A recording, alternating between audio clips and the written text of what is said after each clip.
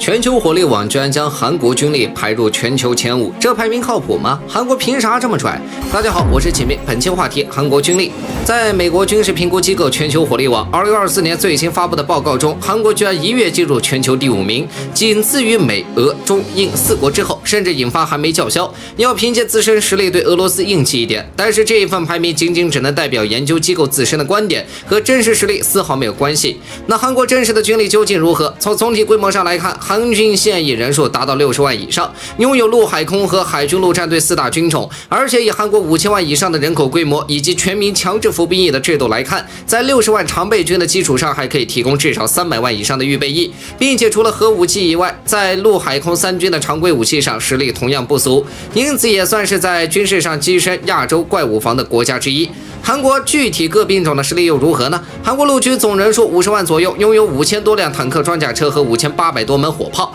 其中主战坦克2300多辆，除了老旧的美制 M48 巴顿以外，还有韩国自产的 K1、K2 坦克。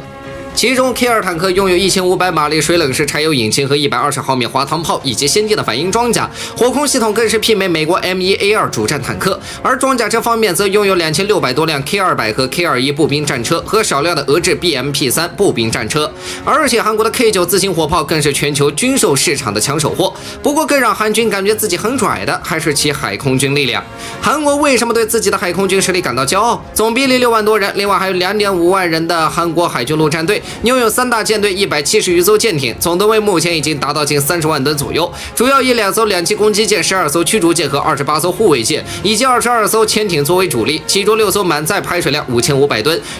拥有64个垂发系统的理顺层级多用途防空导弹驱逐舰，在吨位和作战用途上相当于我国的052D 驱逐舰，而另外3艘满载排水量1.1万吨，以美国阿利伯克级驱逐舰为改型，装备宙斯队系统和总共128个导弹发射系统的世宗大王级驱逐舰，在我国055大驱问世之前，曾号称亚洲最大导弹驱逐舰。不过韩国海军没有航母，空中力量还是依靠空军。韩国空军总兵力5万多人，拥有各型战机总共5000多架，战斗机方面主要有 F-15K、F-16C、F-16CD 以及升级到4代战机水平的 F-16V 和韩国自产的 FA-50战机等。当然最顶级的还是美国已经交付的40架 F-35A， 这让韩国一跃成为拥有5代隐身战机的国家。至于 C-130 运输机、P-3 反潜机和 AH-1 修一眼镜蛇武装直升机、UH-60 黑鹰通用直升机等大名鼎鼎的各型飞机，基本都是依靠从美国进口，而且不光装备进口，整个韩军就连作战时指挥都得看美国人眼色。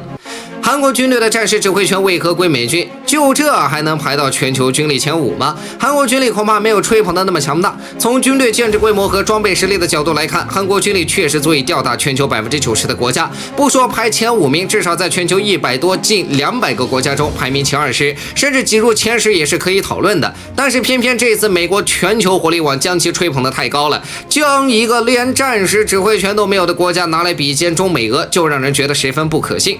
为何韩军没有战时指挥权就代表战力不行？韩军虽然说是一个独立国家的军队，但其实就是驻韩美军的附庸。没有战时指挥权不单单是打战的时候听谁指挥的问题，更重要的是整个军队的指挥通信联络将全部对美军开放，并且要求与美军兼容，受到美军的节制。在美军的作战指挥体系中，韩军一定是被分配承担比如防空、防卫或反潜攻击的某一方面任务，根本无法形成独立完整的联合作战体系。同时在情报方面也几乎完全依靠美军才行。因此这样的韩军即便拥有优秀的武器，也没有自主战略战术能力的条件下，依然不可能发挥出真正的实力。那除此之外，韩国军力不行还表现在哪些方面呢？没有国防战略自主权和武器装备，依靠欧美技术零部件就已经锁死韩国军力地位了，让他们永远只能是附庸。此外，韩国原本以造船著称，可如今造船业霸主的地位也让给了中国，军事造船能力虽然还有，但速度和效率不可同日而语。更何况韩国地处朝鲜半岛，工业资源贫乏，全都依赖进口，没有好的战略后备能力，直接影响军力水平。